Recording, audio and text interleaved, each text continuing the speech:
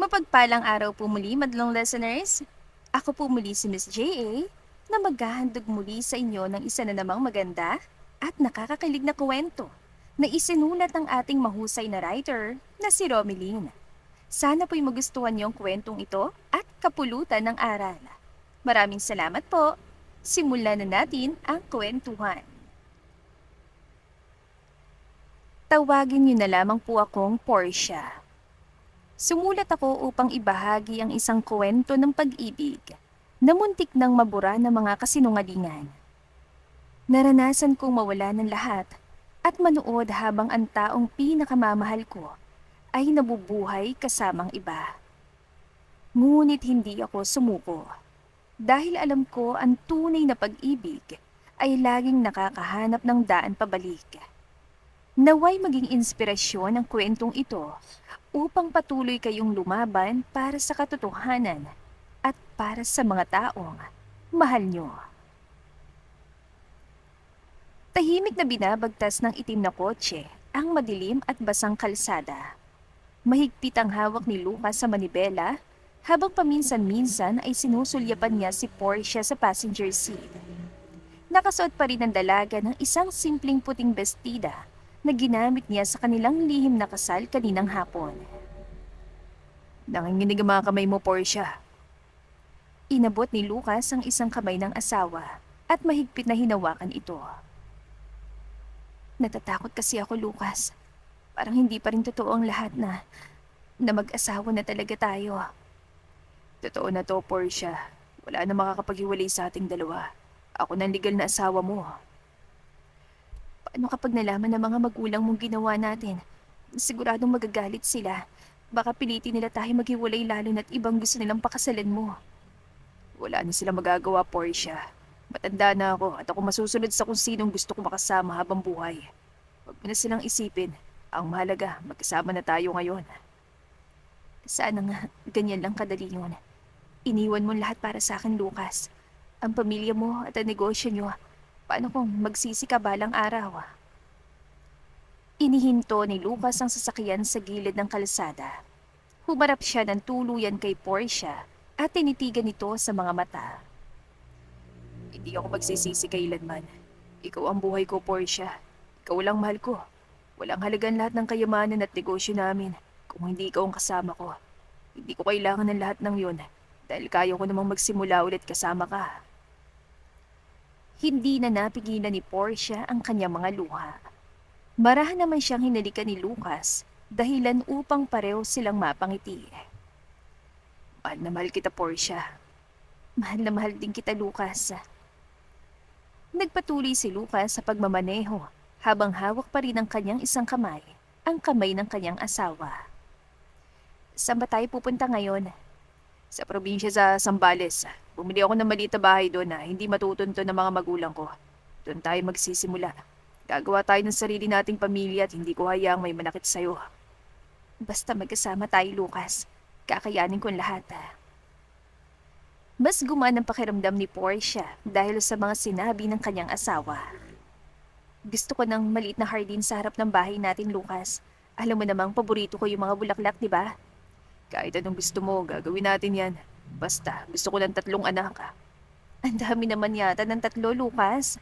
Pabirong angal ni Portia. Konti pa nga yun eh. Mas maganda sana kung kaya nating bumuo ng isang buong basketball team. Sira ka talaga. Saad ni Portia at sabay na lamang silang natawa. Biro lang. Alam kong mahirap ang mga anak kaya ikaw ang bahala, Portia. Tumingin si Portia kay Lucas upang sumagot sana. Ngunit biglang nanlaki ang kanyang mga mata nang lumingon siya sa kalsada. Nakakabulag na liwanag ang biglang sumalubong sa kanila. Isang malaking truck ang nawala ng kontrol mula sa kabilang linya at mabilis na dumiretso sa kanilang sasakyan. Lucas, may truck! Mabilis na kinabig ni Lucas ang manibela, ngunit huli ng lahat. Isang malakas na paggabasag ng salamin at matinding pagyupi ng bakal ang umalingaw-ngaw sa buong paligid. Bago pa man mawala ng malay si Portia, ay naramdaman niya ang mahigpit na pagyakap ni Lucas sa kanya bilang proteksyon. Ngunit hindi sapat yun upang pigilan ang pagtilapon ni Portia palabas sa nasirang pinto ng kotse. Hinang-hina si Portia habang nakatitig lamang sa madilim at maulan na kalangitan. Manhid ang kanyang katawan sa sakit at kahit pa anong gawin niya ay hindi siya makagalaw. Lucas, huling sambit niya bago tuluyang nagdiliman lahat. Doc, kailangan natin ng tulong dito. Nagbabagong vital signs niya. Tignan niyo monitor. Gumagalaw ng mga daliri niya.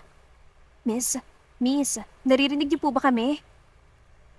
Unti-unting iminulat ni Portia ang kanyang mga mata.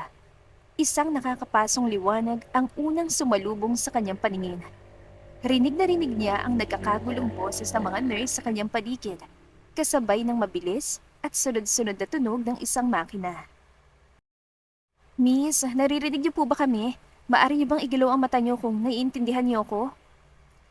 Pilit na inaninag ni Portia ang mga mukha sa kanyang paligid. At nanlaki ang kanyang mga mata nang maalala ang isang mahalagang bagay. Ang malakas na ulan, ang nakakabulag na ilaw ng truck, at ang mahigpit na yakap ng asawa niyang si Lucas. Si Lucas, nasan siya? Paos at nangihinang tanong ni Portia. Mabilis niyang sinubukang bumangon upang hanapin ang kanyang asawa. Ngunit tila nakadikit sa kamang kanyang buong katawan. Hindi niya maigalaw na maayos ang kanyang mga braso at paa dahil sa labis na panghihina. Miss, wag po muna kayong gumalaw. Hayaan niyo po munang i-check ni Doc ang vital signs niyo. Nilibot ni Portia ang kanyang paningin.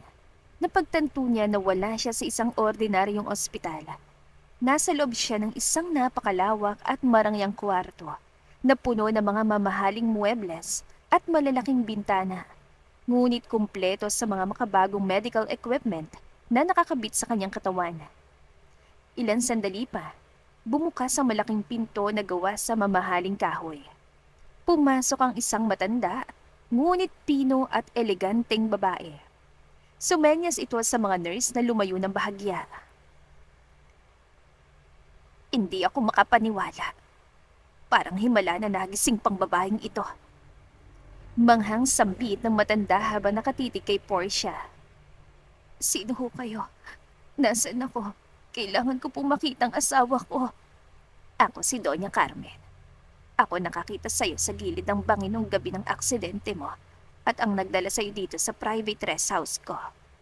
Huwag mo munang piliting gumalaw dahil kagigising mo pa lamang mula sa 2 taong pagkakoma.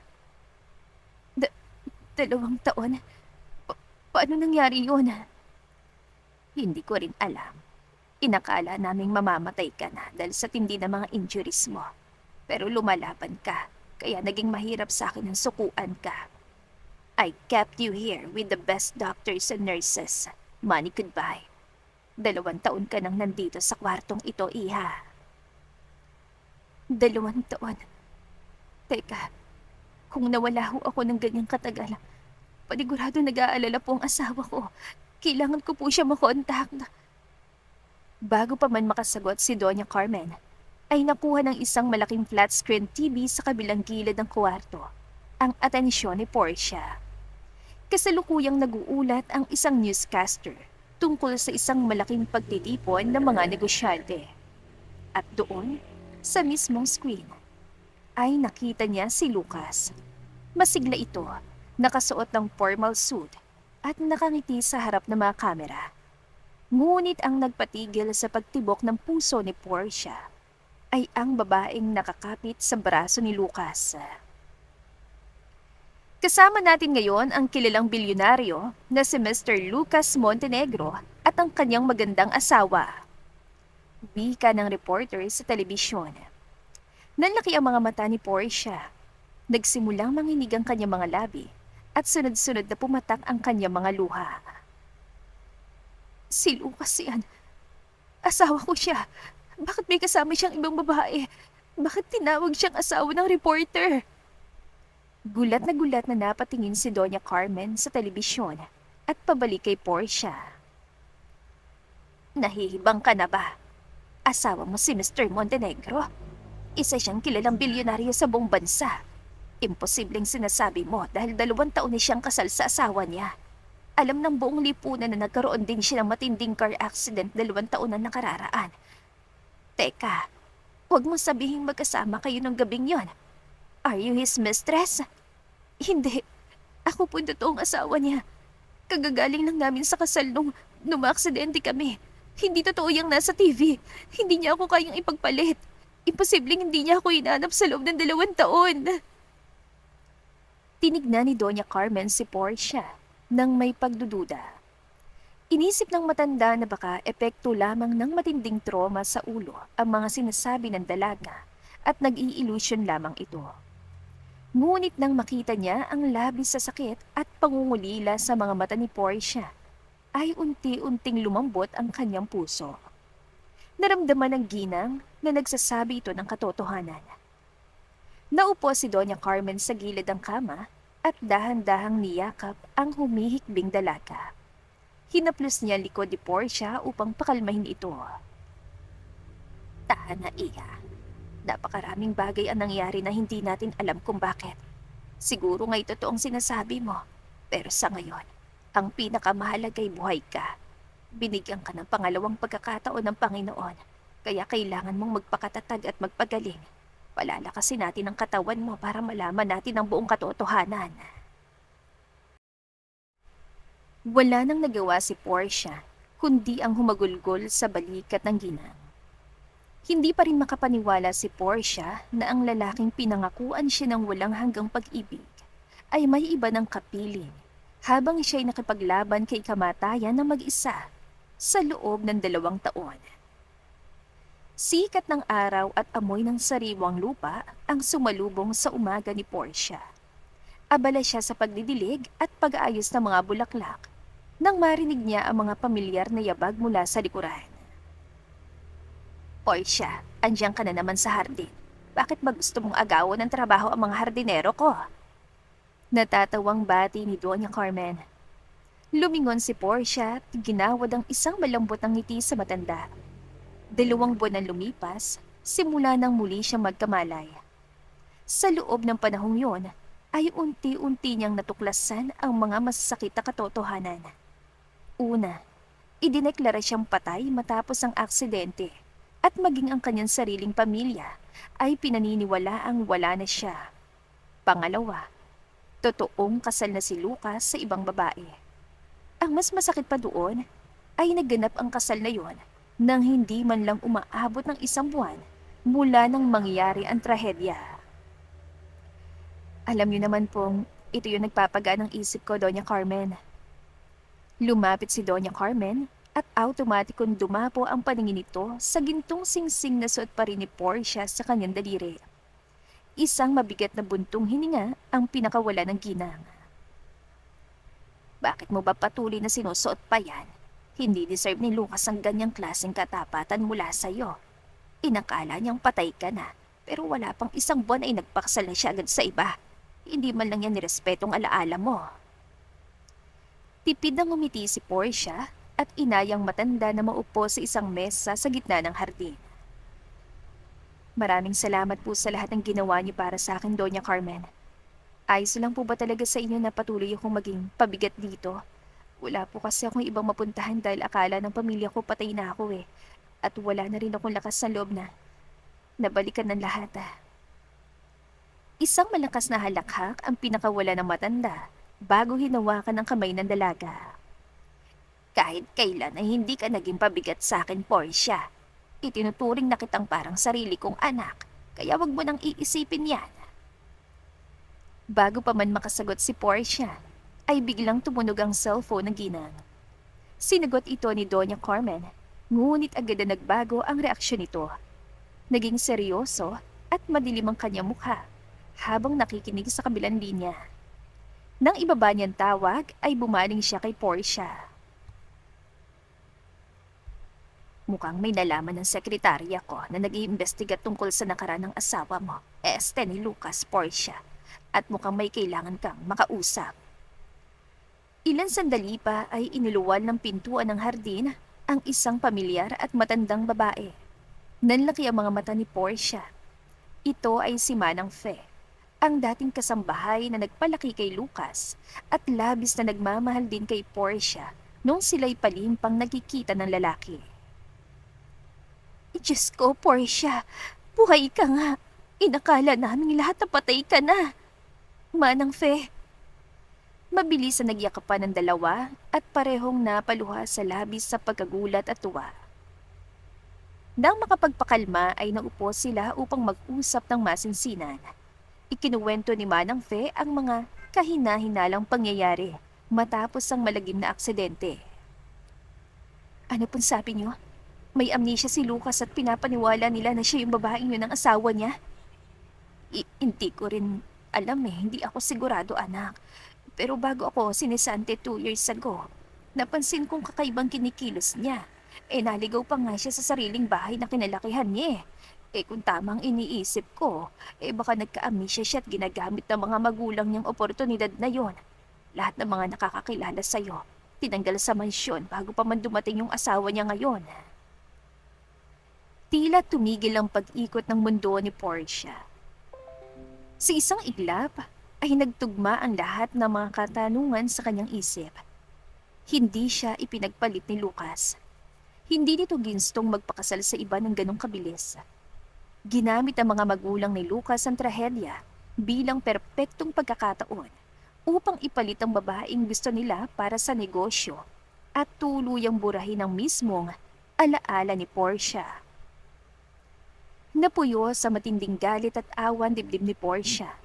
Kinontrol ng mga magulang nito ang buhay ng lalaking pinakamamahal niya at ginawa itong parang isang sunod-sunuran dahil sa kawalan nito ng alaala. Anong balak mo ngayon, Portia? Babawiin ko po ang dapat na sakin, Manang Fe. Mahigpit na ikiniyom ni Portia ang kanyang mga kamao habang patuloy na pumapatak ang kanyang mga luha. Ipinangako niya sa kanyang sarili sa mga sandaling yun na hindi niya hahayaang magtagumpay ang mga biyanan niya na sirain ang buhay ng kanyang asawa. Babawiin niya si Lucas at ipapaalala niya rito kung sinong kanyang nag-iisa at totoong asawa kahit na ano pang mangyari. Itong kusina, dito mo gagawin ang karamihan sa mga trabaho mo. Umikot si Valerie, ang babaeng nagpapakilala bilang misis ni Lucas, habang itinuturo ang mga makabagong kagamitan sa loob ng malawak na kusina. Hindi maiwasan ni Portia ang makaramdam ng matinding pait habang nakasunod kay Valerie. Ito sana ang bahay nila. Ito sana ang buhay niya. Ngunit sa kabila ng sakit, ay nakaramdam din siya ng ginhawa dahil malinaw na hindi siya namumukhaan ng babae. Dahil naging isang mahigpit na lihim ang relasyon nila ni Lucas noon. Bukod sa iilang mga kasambahay at mga magulang ni Lucas, wala nang ibang nakakakilala sa kanya. Naging madali ang pagpasok ni Portia sa mansyon dahil sa malawak na koneksyon ni Doña Carmen.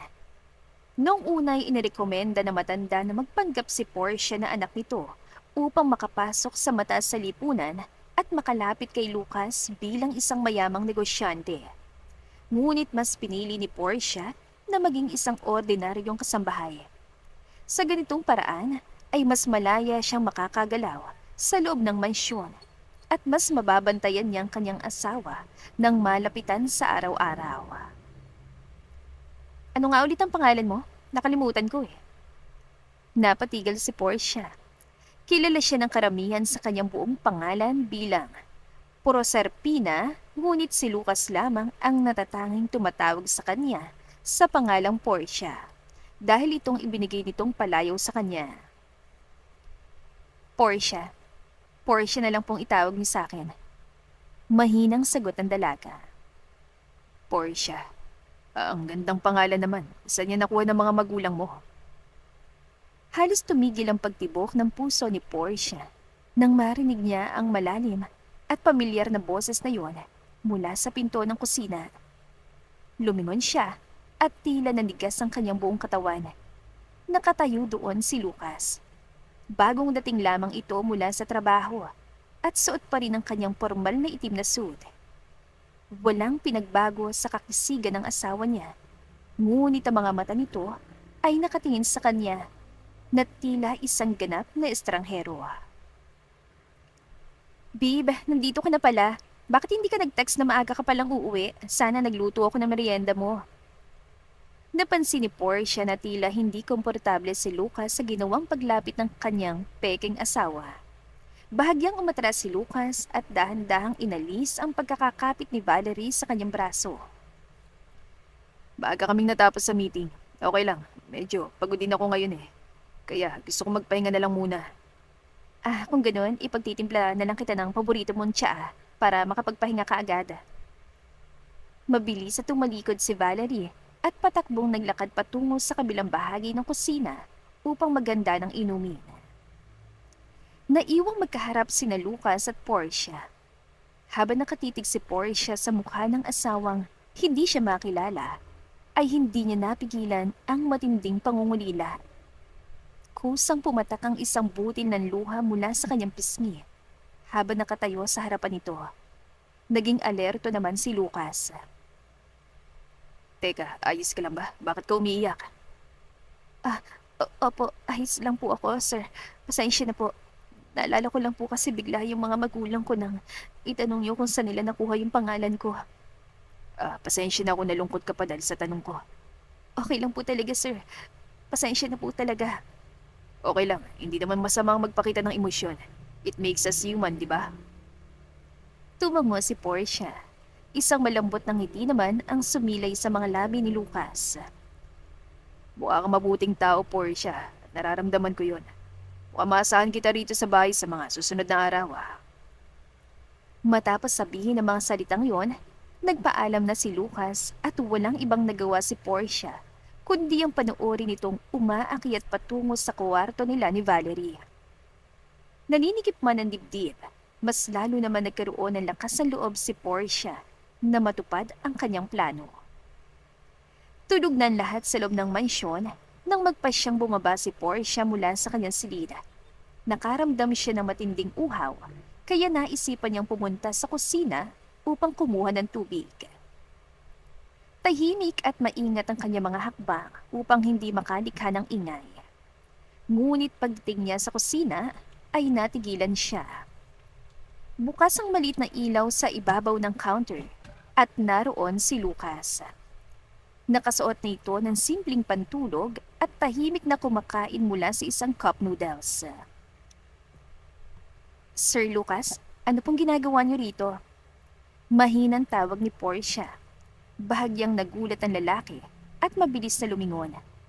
Nang makita nitong si Portia dumating, ay nakahinga ito ng maluwag. Portia, ikaw lang pala. Ginulat mo naman ako. Kala ko pa naman si Valerie ang dumating. Napakunutan noon ng dalaga habang nakatingin sa pagkain ng asawa. Naalala niya nangyari kaninang hapunan. Maraming inihandang pagkain si Valerie at pilit itong inaya si Lucas na kumain ng marami. Ngunit kapansin-pansin na ilang subo lamang ang kinain ni Lucas bago ito nagdahilang busog na. Bakit po kayo kumakain ng cup noodles sa ganitong oras? Hindi po ba kayo nakakain ng maayos kaninang hapunan? Ang dami pong niluto ni Ma'am Valerie kanina para sa inyo pero hindi po kayo kumain. Natigilan si Lucas at tila nag-aalangan kung sasagutin ang kasambahay. Ngunit dahil sa maamong mukha ni Portia, ay napabuntong hininga na lamang siya. Huwag mo sanang sasabihin kay Valerie ang nakita mo dito. Ang totoo niyan, hindi ko talaga magawang magustuhan ng mga pagkaing inihahanda niya. Pero asawa niyo po siya. Bakit hindi niyo po sabihin sa kanyang totoo? Tingin ko naman po ay maintindihan niya po kayo. Ayokong sumama ang loob niya. Ako tong hindi makaalala hanggang ngayon at ginagawa niya lahat para maging mabuting asawa. Kaya pinipilit ko nilang kumain ng konti para hindi siya mag-isip na masama. Nakakasama man ang loob pero ang totoo. Mas gusto ko pang kumain sa labas kapag nasa opisina o kaya ay ganito. Kumakain ng noodles kapag tulog na siya. Isang matinding kirot ang naramdaman ni Portia sa kanyang dibdib. Tinitigan niya ang lalaking nasa harapan niya. Kahit buradong alaala nito, ay malinaw na naghahanap ang katawan at panlasa nito ng mga pamilyar na bagay na nakasanayan nito noon. Nanikip ang lalamunan ni Portia nang maisip kung gaano kahirap ang naging buhay ni Lucas sa loob ng 2 taon habang nakaratay siya sa pamamahay ni Doña Carmen. Nabuhay ito sa isang kasinungalingan kung saan pati ang sariling panlasay kailangan itong pagdudahan. Gusto niyo po bang ipagluto ko kayo, sir? May alam po akong comfort food na paborito ko simula pagkabata, lalo na kapag mabigat ang mga iniisip ko. Naku, wag na. Baka makaistorbo pa ako sa pagtulog mo. Ayos na sa akin to. Pero salamat, Portia. Hindi po ito masustansya, sir. Giit ni Portia.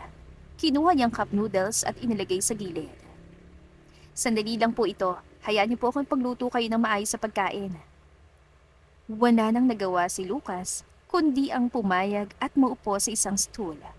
Tahimik niyang pinanood si Portia habang mabilis at sanay na sanay itong kumilos sa kusina. May asawa ka na ba, Portia? Biglang tanong ni Lucas upang basagin ang katahimikan. Natigilan si Portia sa paghihiwa ng mga sangkap. Napalunok siya bago dahan-dahang tumango. Opo, may asawa na po ako. Nasaan siya? Bakit kailangan mong magtrabaho? Isang malungkot na ngiti ang sumilay sa mga labi ni Portia.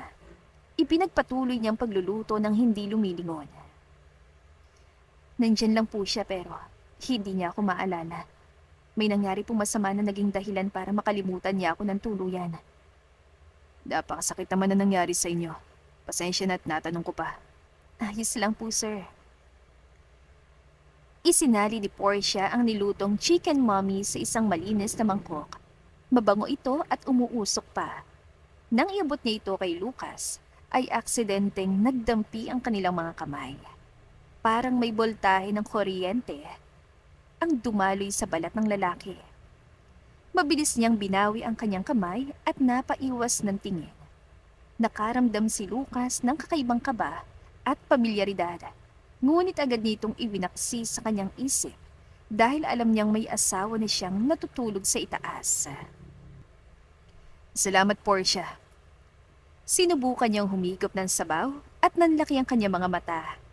Ang lasa nito ay parang eksaktong hinahanap ng kanyang panlasa sa mahabang panahon. Ang sarap nito, Portia. Paano nga? Mabuti naman po't nagustuhan niyo, sir. Specialty po yan ng mga magulang ko na may para sa nung bata pa ho ako. Sagot ni Portia habang inaalala ang mga pagkakataong masaya silang kumakain ni Lucas ng chicken mommy sa restaurant ng kanyang mga magulang. Wow, I'm impressed. Masarap talaga, Portia, walang halong biro. Naupo si Portia sa tapat ni Lucas at tahimik na pinanood si Lucas habang nasisiyang inuubos ang kanyang niluto. Punong-puno ng awa ang puso niya para sa kalagayan ng asawa. Ngunit sa parehong pagkakataon, ay nakaramdam din siya ng labis sa saya dahil kahit kinuha ng tadhana ang mga alaala ni Lucas, ay hindi pa rin nabubura ang mga maliliit na bagay na nag-uugnay sa kanilang dalawa nung sila'y masaya pa at magkasama. Kinabukasan sa loob ng mansyon. Lucas, wala ka na naman bang ganang kumain? Napalingon si Portia habang naghahanda ng mga kubyerto sa mesa nang marinig ang tanong ni Valerie kay Lucas. Kasalukuyang nasa hapagkainan ng dalawa.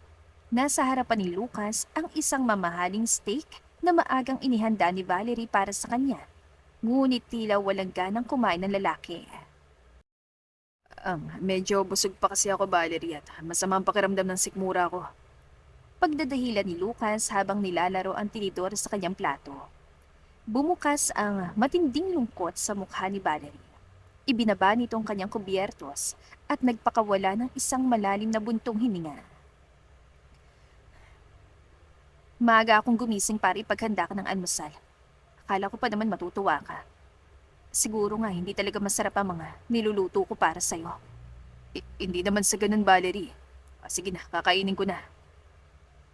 Wala nang nagawa si Lucas, kundi ang pilitin ng sariling ubusin ng karne, kahit na halatang hindi nasisiyahan ng kanyang panlasa. Tahimik lamang na nanonood si Portia mula sa gilid. Nakaramdam siya ng inis kay Valerie, ngunit mas nanaigang awa niya para sa asawang kinokontrol ng sitwasyon. Nang sumapit ang gabi at tulog ng lahat, Nanatiling gising si Portia sa loob ng kanyang maliit na silid. Nakaupo siya sa gilid ng kanyang kama habang nakatitig sa isang nakatagong litrato. Ito ang kaisa-isang kopya ng wedding photo nila ni Lucas na nagawa niyang itago mula sa kanyang mga gamit sa ospital. Hindi na sobrang linaw na litrato dahil sa aksidente. Ngunit kitang-kita pa rin kung gaano sila kasaya ni Lucas. Hindi napigilan ni Portia na mapaluha habang pinagmamasdan ng larawang yon. Kung may babalik ko lang sanang oras, Lucas, hindi sana tayo nahihirapan ng ganito. Ilang sandali pa, biglang nakarinig si Portia ng tatlong mahihinang katok mula sa kanyang pintuan. Mabilis niyang itinago ang litrato sa ilalim ng kanyang unan at pinunasan ng kanyang mga luha. Nang buksan niyang pinto, ay nanlaki ang kanyang mga mata sa gulat. Nakatayo doon si Lucas. Nahihiyang napakamot ang binata sa kanyang batok habang nakatingin kay Portia. Pasensya na kung naistorbo kong pagtulog mo, Portia. Nahihiyang panimula ni Lucas. Sir, ano pong ginagawa niyo rito sa ganitong oras ng gabi? May problema po ba? Wala namang problema. Gusto ko lang sanang itanong kung pwede mo ba akong ipagluto ulit nung tulad ng niluto mo kagabi? Hindi napigilan ni Portia ang mapangiti at bahagyang matawa dahil sa itsura ng kanyang asawa. Para itong isang bata na humihingi ng pabor sa kalagitnaan ng gabi. Mas lalo namang nahiya si Lucas. Huwag mo sanang sabihin kahit kaninong tungkol dito Ayok mag-isip na masama si Valerie. Huwag po kayo mag-alala, sir. Magiging sikreto po natin to. Sabay silang nagtungo sa kusina. Habang abala si Portia sa paghihiwa ng mga sangkap at pagpapakulo ng mainit na sabaw, hindi niya maiwasang lihim na pagmasdan si Lucas. Sir Lucas, kung tatanungin ko po kayo, mahal niyo po ba talagang asawa niyo? Natigilan si Lucas. Tila nahirapan itong hanapin ang tamang sagot. Sabi nila, nagmamahalan kami noon ng sobra bago pa man mangyari ang aksidente. Pero paano pong nararamdaman niyo mismo para sa kanya ngayon? Isang malalim na buntong hiningang pinakawala ng binata. Hindi ko rin alam, Portia. Siguro, malaking epekto rin talagang pagkawala ng memorya ko. Kaya pakiramdam ko minsan, parang magaan lang na kaibigan ang turing ko sa kanya. Pero ayokong makasakit ang damdamin. Asawa ko siya at nakikita kong ginagawa niyan lahat kaya pilit ko rin sinusuklian yon. Sana nga lang ay bumalik na mga alaala ko para hindi na ako nahihirapan ng ganito. Tumango lamang si Portia. May kurot sa kanyang puso dahil sa katotohanang pinipilit lamang ni Lucas ang sarili nito. Mahalin ang babaeng hindi naman ito totoong pinili. Ngunit nandoon din ang pag-asa dahil alam niyang hindi tuluyang nakuha ni Valerie ang buong puso ng asawa niya. Inilapag ni Portia ang mainit at umuusok na mangkok ng pagkain sa harap ni Lucas. Agad itong kumuha ng kutsara at tuwang-tuwang humigop ng sabaw. Napakasarap talaga ng luto mo. Ewan ko ba pero simula nang natikman ko to, gumana ang pakiramdam ko. Mabuti naman po dahil nagustuhan niyo, sir. Kaysa naman po puro cup noodles ang palihim niyong kinakain. Napangiti si Lucas at humigop ng sabaw bago muling nagsalita. Salamat, Portia. Maraming salamat. Ngunit ang mga palihim, ngunit masasayang sandaling yon ay hindi nagtagal. Portia, pwede ba kita makausap? Napatigil si Portia sa pagpupunas ng mga bagong hugas na plato.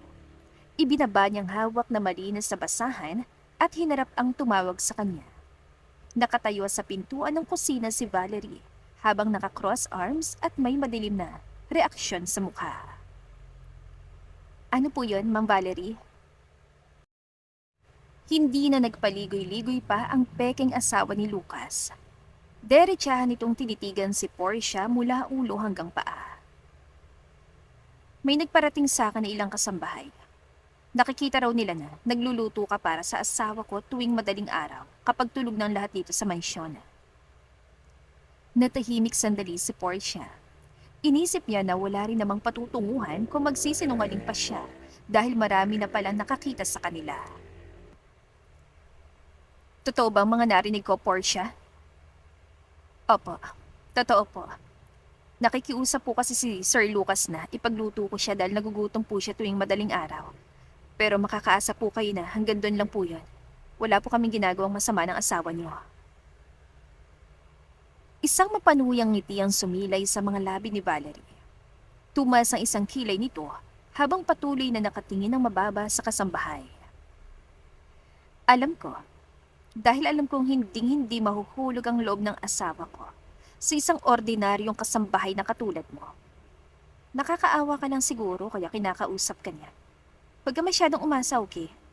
Baka pati ako maawa sa'yo. Nakaramdam ng hapdi sa kanyang dibdib si Portia, ngunit pinili niyang manatiling tahimik at nakayuko. Hindi naman po ganun ang iniisip ko, Mama. Gusto ko lang po na maging maayos ang trabaho ko dito. Sinusunod ko lang po yung mga utos ni Sir Lucas. Tandaan mo ang lugar mo dito, Portia. Binabayaran ka para maglinis at hindi para maging kaibigan ng asawa ko. Kung balak mo pang panatilihin ang trabaho mo, lumayo-layo ka kay Lucas. Naiintindihan mo ba? Opo, Mama. Pagkatapos makapagsalita, ay mabilis na tumalikod si Valerie at nilisan ang kusina. Naiwang nakakuyom ang mga palad ni Portia habang pinipigilan ng kanyang mga luha. Pagsapit ng hapon, sinubukan ni Portia na pagaanin ang kanyang nararamdaman. Nagtungo siya sa hardin upang asikasuhin ang mga namumulaklak na halaman. Habang abala siya sa pagdidilig, ay nahagip ng kanyang paningin ang isang pamilyar na bulto. Nakatayo si Lucas sa hindi kalayuan sa loob ng hardin. Nakamasid ito sa mga bulaklak na tila ba may kung anong inaalala mula sa mga yon. Sir Lucas! Narinig ni Lucas ang kanyang boses. Huminto ito sa pag-iisip at lumingon sa kanya. Ngunit sa halip ng umiti at salubungin siya tulad ng nakasanayan nito noong mga nagdaang gabi, nakita ni Portia ang matinding pag-aalangan sa mga mata ng kanyang asawa. Tila na konsensya si Lucas nang makita siya. Bumakas ang paghingi ng tawad sa mukha nito, ngunit wala itong sinabing kahit isang salita. Mabilis lang na nag-iwas ng tingin si Lucas. Tumalikod at naglakad palayo pabalik sa loob ng mansyon na tila iniiwasan siya. Naiwang nakatayo si Portia sa gitna ng hardin. Masakit ang ginawang pag-iwas ni Lucas, ngunit alam niya sa sarili niya na kinausap na ito ni Valerie at pinagsabihan din. Ngunit hanggang kailan kaya niyang kakayaning panuorin ng sariling asawa na unti-unting inilalayo sa kanya ng mga taong sumira sa kanilang buhay. Simula nung araw na kumprontahin ni Valerie si Portia, ay tuluyan ng natigil ang mga palihim na pagkikita nila Portia at Lucas tuwing madaling araw. May mga pagkakataon na nagkakasalubong sila at parehong nakakaramdam ng matinding tuksong mag-usap. Ngunit pinipili ni Lucas na umiwas at dumistansya para na rin sa kapakanan ni Portia. Naging isang tunay na impyerno ang mga sumunod na araw para kay Portia. Naging malupit si Valerie sa kanya. Inatasan siya ng mga mabibigat na trabaho na hindi naman dapat para sa kanya at madalas ay pinapagawa pa mga gawain hanggang sa kailanganin niyang magpuyat magdamag. Ngunit dahil gusto niyang manatili sa loob ng mansyon upang mabantayan si Lucas, ay buong tapang na tiniis ni Portia ang lahat ng paghihirap. Ihahatid ko na po ba itong sabaw sa mesa nila, Sir at Ma'am? Tanong ni Portia sa mga kapwa niya kasambahay. Ngunit walang sumagot sa kanya. Ito ang isa sa mga napansin niya nitong mga nakaraang araw. Tila binigyan ni Valerie ng mahigpit na utos sa lahat ng mga katulong na huwag siyang kausapin o tulungan man lang sa mga gawain. Tuluyan siyang naging isang outcast sa loob ng sariling pamamahay ng kanyang asawa. Sige, ako na lang magdadala. Dahil walang pumansin sa kanya, ay huminga na lamang ng malalim si Portia. Kahit nakakaramdam na siya ng matinding pagkahilo dahil sa kakulangan sa tulog, ay pinilit niya pa ring buhati na ang isang napakalaking mangkok ng mainit na sabaw. Maingat siyang naglakad patungo sa hapagkainan kung saan naghihintay sina Lucas at Valerie. Ma'am, nandito na po yung sabaw na pinapakuha niyo. Paglapit ni Portia sa mesa, ay nagtamang paningin nila ni Lucas. Agad na napansin na lalaki ang pamumutla at ang panginginig na mga kamay ni Portia. At tulad ng inaasahan, biglang umikot ang paningin ni Portia. Nawala ng puwersa ang kanyang mga braso at tuluyang nabitawan niya ang mabigat na mangkok. Bumagsak ito sa sahig at tumalsik ang mainit at sabaw sa kanyang mga paa. Napasigaw si Portia sa sakit, ngunit bago pa man siya tuluyang matumba, ay mabilis na tumakbo si Lucas papalapit sa kanya. Walang pag-atubiling sinalo ni Lucas ang kasambahay gamit ang sarili nitong mga bisig upang hindi ito bumagsak sa mga basag na bubog. Portia, okay ka lang ba? Nasaktan ka ba? Sir Lucas, okay lang po ako. Nang muling makabawi ng balanse, ay pinilit ni Portia na tumayo na maayos. Ngunit hindi pa man siya nakakahinga na maluwag, ay lumapit si Valerie at isang malakas na sampal ang dumapo sa mukha ni Portia. Wala kang kwentang katulong. Tanga ka ba't gusto mo pa kaming mapaso? O inaakit mo lang ang asawa ko? Sorry po ma'am, nahilo lang po talaga ako. Wala po ho kasi ako maayos sa tulog eh. Wala ho ako masamang intensyon. Sumasagot ka pa? Huwag ka na magmaang-maangan. Punong-puno na ako sa pagpapanggap mo bilang inosente.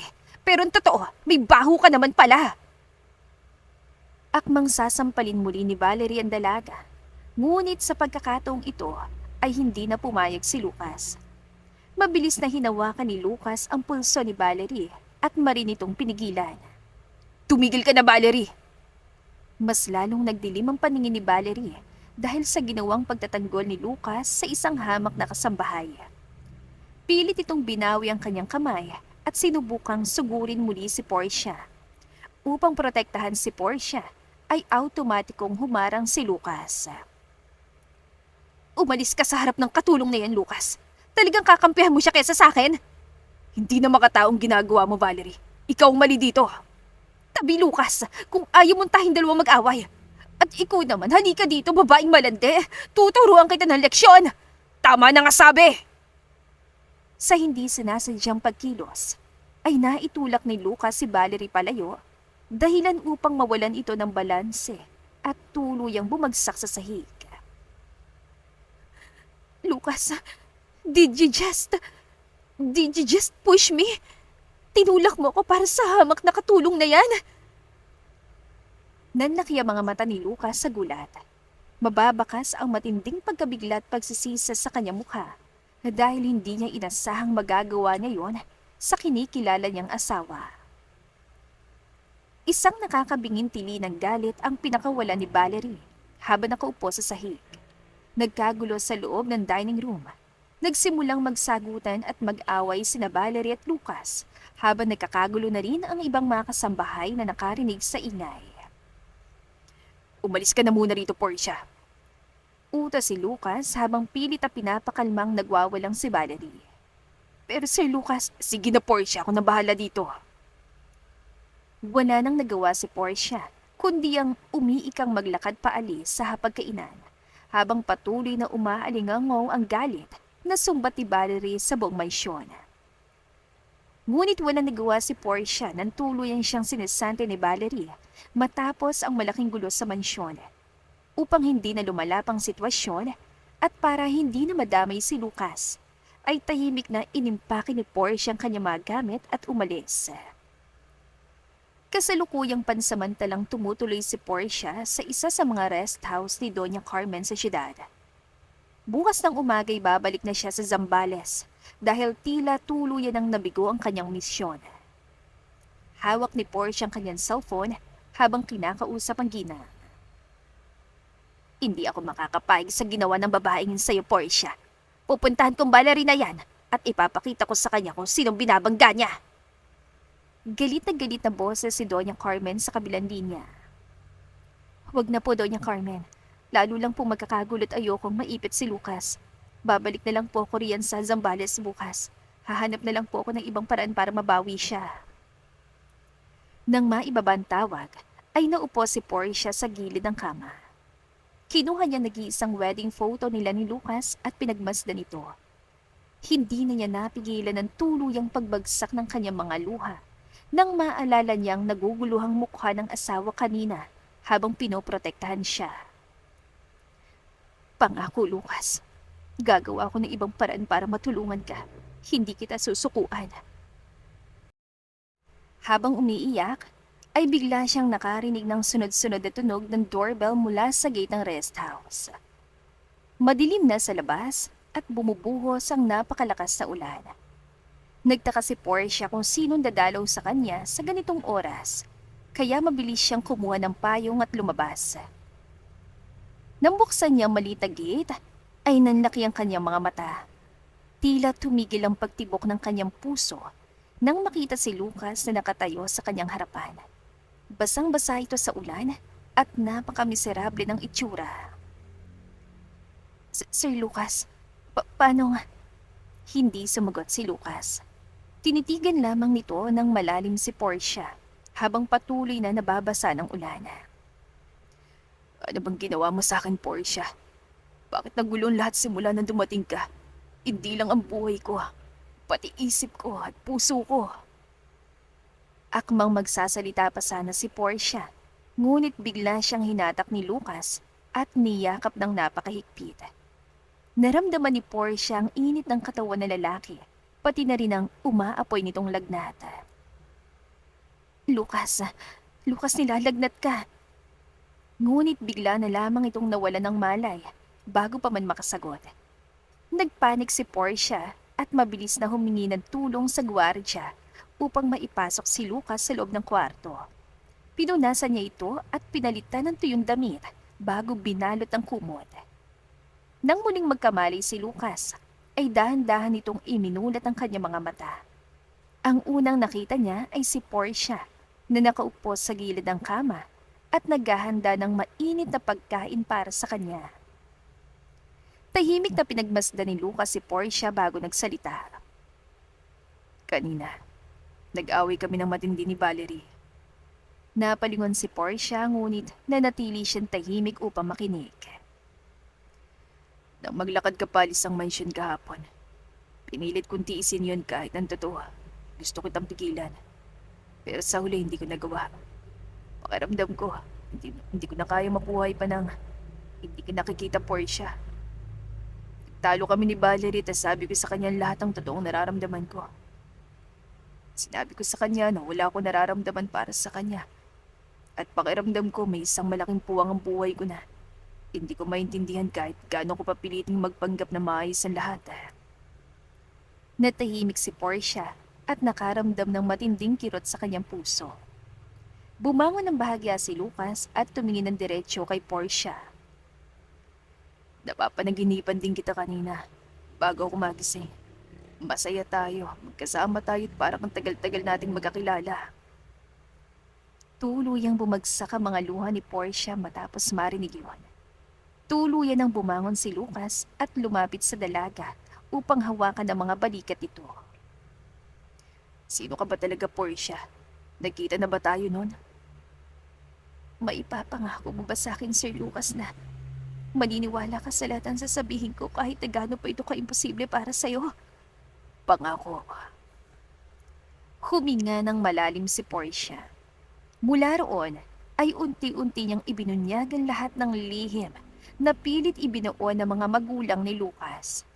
Ikinuwento niyang kanilang palihim na pagmamahalan, ang kanilang pagtatanan, ang lihim na kasal, ang malagim na aksidente, kung paano siya nabuhay at nakoma, at ang masakit na katotohanan, natuklasan niya nang siya'y magising.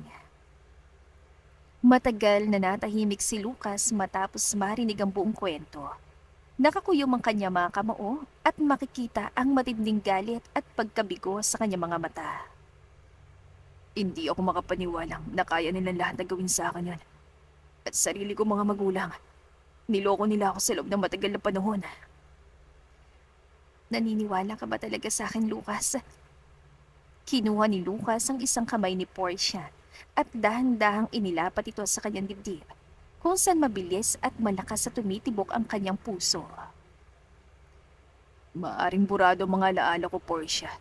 Ngunit hindi magsisinungaling ang puso ko sa akin. Kaya pala kakaibang nararamdaman ko nung una pa lang kita makita. Kaya pala ikaw palaging hinahanap ko. Dahil ikaw ang totoong laman nito.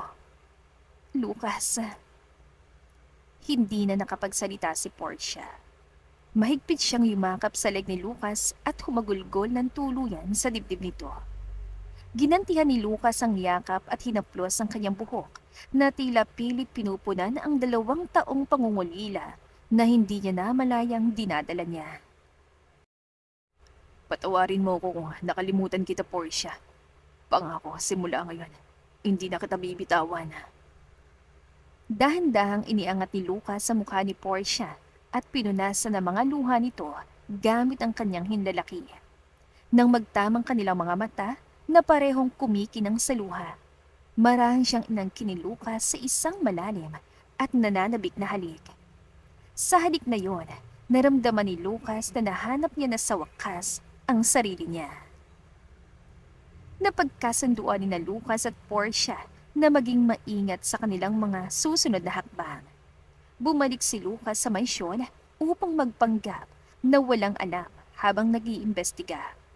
Minabuti naman ni Portia na manatili sa rest house ni Doña Carmen sa syudad upang maging malapit kay Lucas para sa kanilang mga plano at upang palihim siyang mabisita ng lalaki. Isang gabi ay masayang nagluluto ang dalawa sa kusina ng rest house. Tuwan-tuwa si Lucas habang pinapanood si Portia na iniaayos ang kanyang paboritong timpla ng kape. Kaya pala palaging sumasamang sikmura ako tuwing nagtitimpla si Valerie na matapang na kape. Pilit niyang sinasabi na paborito ko raw yun kahit ng totoo. Mas gusto ko pala ng mas maraming gatas tulad ng ginagawa mo. Ngumiti si Portia at inabot ang tasa kay Lucas. Kahit kailan, hindi mo ginustong matapang na kape, Lucas. At alam ko ring ayaw mo ng bawang sa pagkain kaya palagi kong tinatanggal yun sa mga niluluto ko para sa'yo. Mahinang tumawa si Lucas dahil napagtanto niyang tamang lahat ang sinasabi ng asawa niya. Sana nga, naalala ko rin ang mga gusto at ayaw mo, Portia. Gusto rin kitang pasayahin pero dahil sa kalagayan ko, pakiramdam ko parang wala akong kwenta. Bahagyang natigilan si Portia nang makitang lungkot sa mata ni Lucas. Pwede ko naman sabihin ulit sa'yo, tulad ng ayoko nalulungkot ka ng ganyan. Napangiti si Lucas at bahagyang natawa. Ngunit sa gitna ng kanyang pagtawa ay bigla siyang natigilan. Napapikit ng mariin si Lucas at napahawak sa kanyang sentido dahil sa isang matinding kirot sa kanyang ulo. Lucas, ayos ka lang ba? Nag-aalalang tanong ni Portia. Mabilis niyang inalalayan ng asawa patungo sa malambot na couch sa sala. Dahan-dahang minasay ni Portia ang ulo ng lalaki. Paglipas sa ilang sandali, ay unti-unting nawala ang sakit. Nagmulat ang mga mata si Lucas at sinalubong ang nag-aalalang mukha ng asawa. Isang malambot ang ngiti ang sumilay sa kanyang mga labi dahil labis niyang pinahahalagahan ang pag-aalaga nito. Hinawakan ni Lucas ang bewang ni Portia at marahan itong hinatak, dahilan upang mapaupo ang dalaga sa kanyang kandungan. Namula mga pisngi ni Portia, ngunit hindi siya umiwas. Tinitigan ni Lucas ang bawat detalye ng mukha ng asawa. Salamat sa hindi mo pagsuko sa akin, Portia. Matatapos din ang lahat ng kasinungalingang ito at makakasama na kita ng hindi kailangang magtago. Wala nang iba nasabi si Portia nang dahan-dahang ilapit ni Lucas ang kanyang mukha at angkinin ng kanyang mga labi. Sa gabing yun, tuluyan ang nagpadalang dalawa sa ilalim ng kanilang pangungulila. Pinagsaluhan nilang init at pagmamahal na matagal na ipinagkait sa kanila ng pagkakataon. Kinabukasan ay naiwang mag-isa si Portia sa rest house. Abala siya sa paglilinis nang biglang tumunog ang kanyang cellphone. Nakatanggap siya ng mensahe mula sa numero ni Lucas. Portia, kailangan kita rito sa hotel venue ngayon. Pumunta ka agad. Napakunatan noon ang dalaga. Nagtaka siya dahil malinaw ang usapan nila ni Lucas na lalayo muna siya sa malaking anibersaryo ng kumpanya ng mga Montenegro upang hindi siya makita ni Valerie at ng mga magulang ni Lucas. Ngunit dahil sa tindi ng pag-aalala na baka may masamang nangyari sa kanyang asawa, ay nagmamadaling nag-ayos si Portia at nagtungo sa hotel. Pagdating niya sa labas ng malaking venue, ay agad siyang nilapitan ng 2 malalaking lalaki na nakasuot ng itim na suit. Bago pa man siya makapanlaban, ay mahigpit na hinawakan ng mga ito ang kanyang mga braso at sapilitang kinaladkad patungo sa isang pribadong kwarto sa likurang bahagi ng hotel. Pagbukas ng pinto, ay nanlaki ang mga mata ni Portia. Nakaupo sa isang silya si Valerie at may hawak itong cellphone. Naniwala ka naman agad na asawa ko nag-text sa'yo. Nakangising bunga ni Valerie bago ibinulsang ninakaw na telepono ni Lucas. Tatanga-tanga ka rin talaga, no? Ano na naman bang kailangan mo sa akin? Ano na naman ang masamang balak mo ngayon at nagdala ka pa ng mga gwardya? Huwag ka mag-alala, Portia. Simple lang naman. Narinig kong pinag-uusapan ng mga magulang ni Lucas kanina. Nabanggit nilang pangalan ng totoong asawa na pinalitan ko. Portia raw ang tawag sa kanya ni Lucas. Ikaw bang babaeng yon? Tinitigan ni Portia si Valerie ng diretsyo sa mga mata. Walang takot niyang hinarap ang babae kahit nahawak pa rin siya ng 2 tauhan nito. Ikaw ba ang babaeng yon? Pag-uulit ni Valerie. Ako nga. Ako ang tunay na asawa ni Lucas at kailanman hindi mo yun mababago. Umigting ang panga ni Valerie sa matinding galit. Sumenyas ito sa 2 lalaki na hawakan ng mahigpit ang dalaga. Umulan ng malalakas at malutong na sampal sa pisngi ni Portia. Masyado kang matapang. Sana'y tuluyan ka na lang namatay sa aksidenteng yun 2 taon ang nakararaan. Pilit na ininda ni Portia ang lahat ng sampal habang pilit na pumapalag. Ang kapal ng mukha mo, Valerie. Kayo ang nanloko kay Lucas. Kayong kumontrol sa mga pulis para ideklara nilang patay na ako. Hindi lang kami ni Lucas ang niloko nyo. Pati ang pamilya ko at mga kaibigan ko. Hindi ikaw ang biktima rito, Valerie. Kami ang tinatapak-tapakan nyo dahil mga ganid kayo't walang puso. Eh ano ngayon? Bakit ka pa kasi bumalik, Portia? Kung nagsimula ka na lang ng bagong buhay matapos kang malamilagro na makaligtas sa aksidenteng yon, eh di ba wala ka sa kwartong ito ngayon? Singhal ni Valerie. Hindi kita hayaang magtagumpay, Valerie. Kahit anong gawin niya sa akin, hindi namin susukuan ni Lucas ang isa't isa. Kahit walang alaalang asawa ko, ako pa rin ang pipiliin niya. Natigilan si Valerie nang marinig ang mga salitang yon. Namuo ang mga luha sa kanyang mga mata, ngunit hindi pa rin ito sapat upang matinag siya. Magiging perpekto lang ang buhay ko at ang posisyon ko sa pamilyang ito kung mawawala ka ulit ngayon. Bago pa man dumapo ang susunod na sampal, biglang bumukas sa malakas ang pintuan ng kwarto.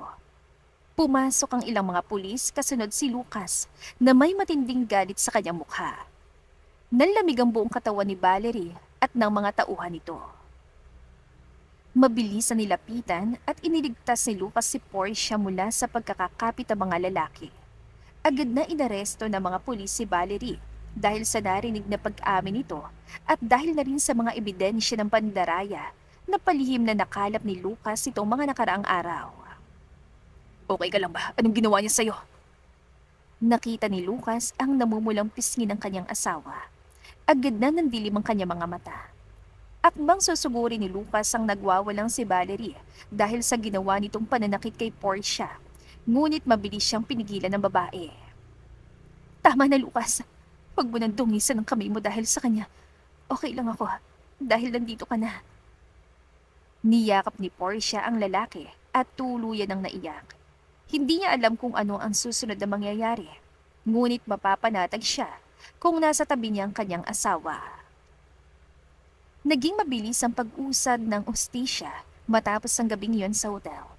Tuluyang nakulong si Valerie dahil sa kaso ng panlilinlang at tangkang pananakit. Sa kabilang banda ay buong tapang na hinarap ni Lucas ang kanyang sariling mga magulang at pinanagot din ng mga ito. Para kay Lucas ay mas mabuti pang mawala ang lahat ng kanyang kayamanan kaysa manatili sa isang pamilyang kayang sirain ang buhay ng sarili nilang anak para lamang sa kapangyarihan at negosyo. Si Portia naman ay bumalik sa kanyang mga magulang na labis ang gulat at kasiyahan nang malamang ang nag-iisang anak na 2 taon nilang pinagluluksaan ay buhay pa pala. Matapos ang lahat ng magugulong kabanata sa syudad, ay nagpasya sina Lucas at Portia Natuluyan ang lumipat sa probinsya ng Zambales. Dito nila binalikan ang bahay at lupain ang binili ni Lucas bago pa man mangyari ang trahedya. Walang malalaking chandelier o dose-dose ng kasambahay. Ngunit para sa kanilang dalawa, ay ito ang pinakamarangyang palasyo dahil malaya nilang nakakasamang isa't isa. Malapit na itong maluto, Lucas. Nakangiting wika ni Portia habang hinahalo ang mainit at mabangong sabaw. Abala si Lucas sa pag-aayos ng mga plato at kubyertos sa maliit na hapagkainan habang tinatapos ni Portia ang pagluluto ng kanilang hapunan. Payapang paligid at tanging ang mahinang musika mula sa isang lumang radyo naririnig. Tatapusin ko lang to at ako nang maglilipat niyan. Baka mapasok ka pa. Hindi naman mangyayari yun, Lucas. Sanay kaya ako sa pagluluto simula bata pa lang. Ngumiti si Lucas habang pinagmamasdan ng kanyang asawa. Ngunit habang inilalapag niya mga mangkok, ay isang matinding kirot ang panandaliang dumaan sa kanyang ulo, ngunit hindi ito tulad ng mga nakaraan. Lucas? Lucas, okay ka lang ba? May masakit ba sa'yo? Agad na lumapit si Portia sa kanyang asawa at nag-aalalang inalalayan ito. Natigilan si Lucas. Bumalik sa kanyang alaala ang unang araw na nagtama ang mga paningin nila ni Portia. Naramdaman niya muli ang kaba at saya noong mga panahong palihim silang nagkikita tuwing madaling araw. Narinig niya ang matamis sa boses si Portia nang sumumpa ito sa harap ng altar habang suot ang isang simpleng puting bestida. At ang pinakamasakit sa lahat ay ang huling alaala. Ang nakakabulag na ilaw ng isang malaking truck, ang malakas sa pag-ulan at ang pagyupi ng bakal. Naramdaman ni Lucas ang matinding takot habang mahigpit na nakayakap kay Portia upang protektahan ito bago siya tuluyang lamunin ng dilim. Lucas! Lucas! Tuluyang bumagsak ang mga luha mula sa mga mata ni Lucas habang mabilis na naghahabol ng hininga. Naalala ko na, Portia. Naalala ko na lahat. Ang lihim nating kasal, ang mga pangarap natin para sa bahay na ito. Ang ginawa kong pagyakap sa iyo bago ka nalayo sa akin. Ang lahat-lahat. Napatakip ng bibig si Portia dahil sa matinding gulat.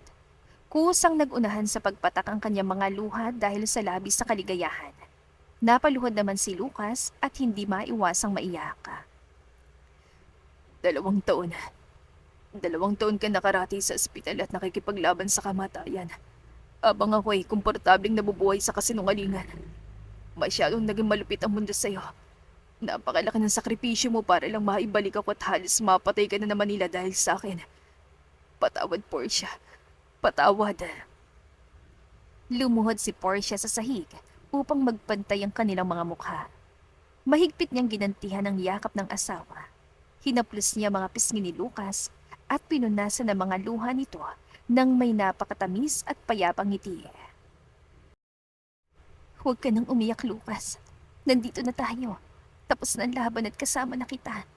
Kahit gaano pa kahirap ang pinagdaanan natin, napatunayan kong worth it ang lahat ng sakit at paghihintay ko. Dahil pareho nating nakita na kahit anong mangyari, kahit pilitin pa nilang burahin ang memorya mo, ay kailanman hindi tuluyang maglalaho ang pagmamahal natin sa isa't isa. Nahanap pa rin ang puso mo ang daan pabalik sa akin at walang makakatumbas doon. Mahal kita, Lucas. Mahal kita to walang kahit anong balakid ang tuluyang makakapaghiwalay sa atin. Ngumiti si Lucas sa kabila ng kanyang pag-iyak. Tinitigan niya mga mata ni Portia na puno ng walang hanggang pag-ibig at pagpapatawad. Dahan-dahan niyang inilapit ang kanyang mukha at hinalikan ng mariinang noo ni Portia pababa sa mga pisngi nito hanggang sa tuluyan niyang angkinin ang mga labi ng asawa. Nang maghiwalay sila ay pinagdikit ni Lucas ang kanilang mga noo. Mahal na mahal kita, Portia, at tutuparin natin ang pangarap natin. 3 anak at isang masayang pamilya sa bahay na ito. Talagang naalala mo pa yan? Natawa si Portia sa gitna ng kanyang pagluha. Sa wakas, pagkatapos ng mahaba at madilim na pagsubok, ay tuluyan na nilang nabawi ang buhay at pag-ibig na nakalaan para sa kanilang dalawa. Wala ng kasinungalingan at wala nang makakapaghiwalay pa sa kanila. 15 taon ang lumipas. Maaliwalas ang kalangitan at dinadampi ng sariwang hangin ng mga namumukadkad na bulaklak sa malawak na hardin. Nakangiting pinagmamasdan ni Portia ang kanyang mga tanim na mas dumami at mas gumanda sa paglipas ng panahon. Ang dating lupain na binili ni Lucas sa Zambales ay isa na ngayong masigla at maingay na tahanan. Ma, kinuha na naman ni Kuya Luke yung laruan ko. Natawa si Portia nang marinig ang patakbong paglapit ng kanyang bunsong anak na si Carmela. Ang 6 na taong gulang na batang babae ay pinangalanan nila kay Doña Carmen bilang pasasalamat sa lahat ng naitulong ng matanda sa kanila. Nakanguso ito at halatang nagmamaktol. Kasunod nitong tumakbo ang panganay nilang si Luke na 14 na taong gulang na, kasamang pangalawang anak na si Primo na 10 taong gulang naman. Hindi ko kinuha, ma. Nahulog lang sa damuhan tapos pinulot ko. Natatawang depensa ni Luke bago binuhat ang kanyang nakababatang kapatid na babae upang patahanin. Ikaw kasi, kuya. Lagi mong inaasar si Carmela. Natatawang sabat naman ni Primo habang umiiling. Isusumbong kita kay Papa. Tama na yan mga anak, pumasok na muna kayo sa loob dahil naaamoy ko ng meriendang inihanda ng papa nyo. Mukhang arroz caldong niluto niya ngayon. Pagkarinig sa paborito nilang pagkain, ay mabilis na nagtakbuhan ng 3 bata papasok sa bahay. Sumunod si Portia at naabutan niyang kanyang asawa na nakasuot pa ng simpleng apron habang masayang sinasandukan ng mainit na pagkain ng kanilang mga anak. May iilan na ring puting buhok si Lucas at mas naging bakat ang mga linya sa mukha nito. Ngunit para kay Portia, ay ito pa rin ang pinakagwapong lalaki sa buong mundo. Daan-daan lang sa paghigop at baka mapasok kayo. Paalala ni Lucas sa mga bata. Nang mag-angat siya ng tingin at makita si Portia, ay agad siya lumapit upang hapitin ito sa baywang at halikan sa pisngi. Nandito na palang Rina ko. Maupo ka na at ipaghahanda kita ng pagkain. Salamat, Lucas. Ang bango naman ang niluto mo. Siyempre, special sa akin ang mga nilulutuan ko. Kaya dapat nang na the best ang finished product. Papa, pulero ka talaga. Singit ni Carmela na hinihipan ng kanyang pagkain. Nagtawa na naman silang lahat. Matapos ang masayang merienda at nang makabalik sa paglalaro ang mga bata sa sala, ay lumabas sina Lucas at Portia sa balkonahe upang panoorin ang paglubog ng araw. Naramdaman ni Portia ang isang pamilyar at mahigpit na yakap mula sa kanyang likuran. Ipinatong ni Lucas ang kanyang baba sa balikat ni Portia at huminga ng malalim. Tignan mo nga naman. Dati pinag-uusapan lang natin ang mga pangarap na ito sa loob ng kotse habang umuulan at tinatakasan ng lahat. Balit na hardin, 3 anak, at masaya at payapang buhay na puno ng pagmamahal. Natupad natin ang lahat ng yun, Portia. Sumandal si Portia sa dibdib ng kanyang asawa at hinawakan ng mga braso nitong nakapulupot sa kanya. 15 taon ang nakaraan, ngunit hindi kailanman nagbago ang pagmamahal at pag-aalaga ni Lucas. Iniwan ni Lucas ang lahat ng kayamanan ng mga Montenegro at pinutol ang ugnayan sa mga taong nanakit sa kanila. Nagtayo ito ng sariling maliit na farm at negosyo dito sa probinsya na nagbigay sa kanila ng sapat at labis na payapang pamumuhay. Kahit minsan, nagsisi ka ba, Lucas? Na iniwan mo ang marangyang buhay at titulo sa syudad para sa ganitong kasimpleng buhay? Hindi. At kahit kailan hindi ako magsisisi. Ano naman ang gagawin ko sa yaman at kapangyarihan kung hindi ko yung kasama ko? Naramdaman ko na kung paano mawalan ng alaala at mabuhay sa kasinungalingan. Kaya hindi ko ipagpapalit ang katotohanan ito. Naluha si Portia at marangin naplos ang pisngi ng asawa. Napakalayo na ng narating natin. Minsan kapag naiisip ko nakaraan, parang isang masamang panaginip na lang ang lahat. Tapos ng panaginip na yun, Portia. Dito sa bahay na ito, kasama ka at ang mga bata. Nahanap kong totoong kahulugan ng buhay. Kayong yaman ko. At ipinapangako ko sa araw-araw na gumigising ako. Palagi kong ipapaalala sa iyo kung gaano kita kamahal. Dahan-dahang inilapit ni Lucas ang kanyang mukha at hinalikan si Portia ng puno ng pagmamahal. Tumugon si Portia sa halik. Ibinubuhos ang lahat ng pasasalamat at pag-ibig na naramdaman niya sa loob ng 15 taon. Sa hindi kalayuan ay maririnig ang masayang tawanan ng kanilang 3 anak mula sa loob ng bahay.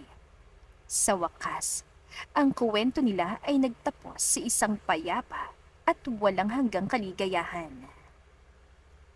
Ang pinakamahalagang aral sa kwentong ito ay ang kapangyarihan ng totoong pag-ibig na kayang manaig laban sa anumang kasinungalingan. Ipinapakita ng kwento nila Portia at Lucas na kahit burahin ang mga alaala, ay hindi kailanman magsisinungaling ang puso. Itinuturo din ito ang kahalagahan ng katatagan at ang pagtitiis para sa isang pangarap na gusto mong makamit. At walang kasinungalingan ang hindi nabubunyag. Sa huli, palaging lilitaw ang katotohanan at ang mga taong nananakit ang kapwa para sa pansariling kaligayahan ay magbabayad din. At dito na po nagtatapos ang ating kwentong pag-ibig. Maraming salamat po sa pakikinig. To God be the highest glory. Hanggang sa muli, paalam!